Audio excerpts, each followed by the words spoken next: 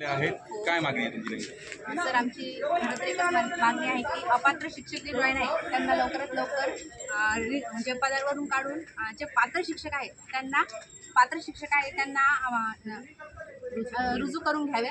नवीन संच मान्यता धोरण जे आहे ते रद्द करावं आणि जुन्या संच मान्यतेनुसार रिक्तपदे जे आहेत 75,000 जागा आहेत पण त्यांना महाराष्ट्र शासन जे आहे ते भरती करून घेत नाही। पण आमची हीच मागणी आहे की जे पात्र शिक्षक आहेत त्यांना पटकन 10 वर्षापासून लाखो शिक्षक बेरोजगार आहेत।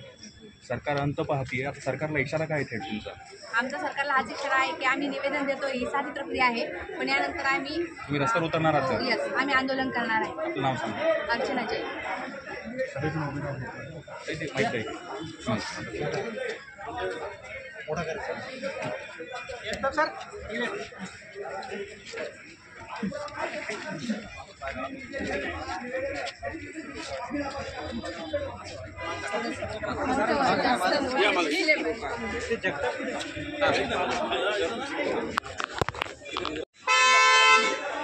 एक मुख्य मागणी आमची अशी की सरकारने 75,000 जागा लवकरात लवकर भराव्यात।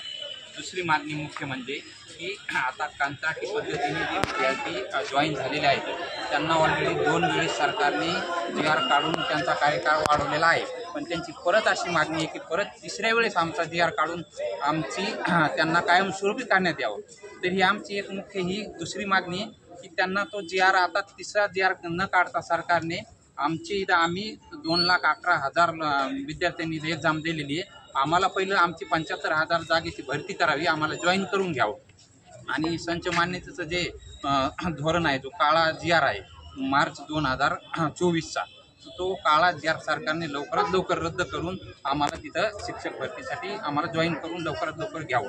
आणि आम्ही निवेदन मनपा आयुक्त यांना पण दिलेले आहे। आता छत्रपती संभाजीनगर CO यांना पण देण्यासाठी इथं आमची सर्व टीम आलेली आहे। TET देऊनही किती शिक्षक बेरोजगार आहेत जिल्ह्यात? TET देऊन आता TETची सुरुवात 2013 पासून झालेली आहे।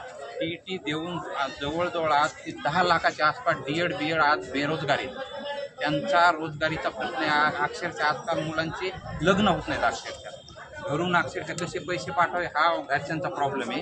त्याच्यामुळं हे बेरोजगार जे आज आलेले आहेत तिथं एक आशा घेऊन काहीतरी आलेले आहेत की आम्हाला काहीतरी भेटन सरकारतर्फे, अशा पद्धतीने इथं आम्ही आलेलो। आपलं नाव सांगा। मी श्रीकृष्ण भाऊसाहेब जगताप।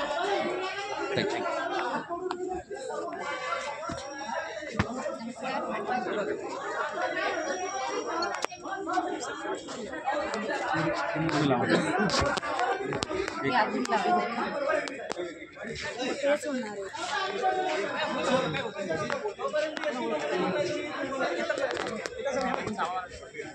जवळ घ्या व्हिडिओ करणार नाही, चालू आहे कट करा